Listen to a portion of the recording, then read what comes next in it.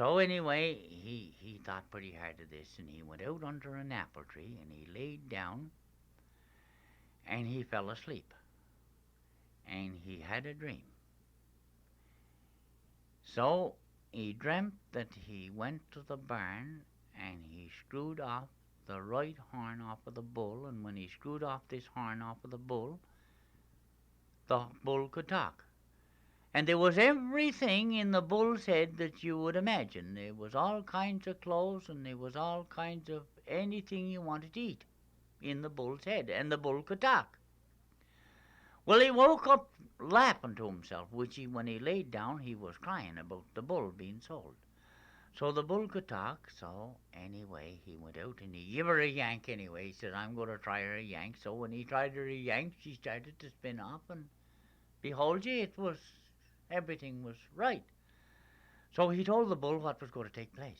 Well, the bull said, the only thing for you to do, he says, when the butcher comes for to buy me, he says, you tell your uncle that when the last time you're going to lead me out, you want to do the job, lead me out. And he says, whenever my heels is clear of that barn door, you jump onto me back, and that's the last they'll see of us.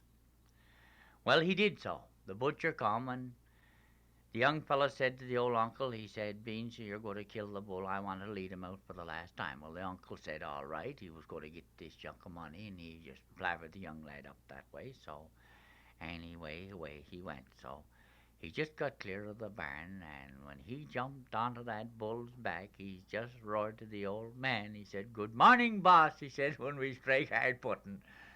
So they travelled all that day.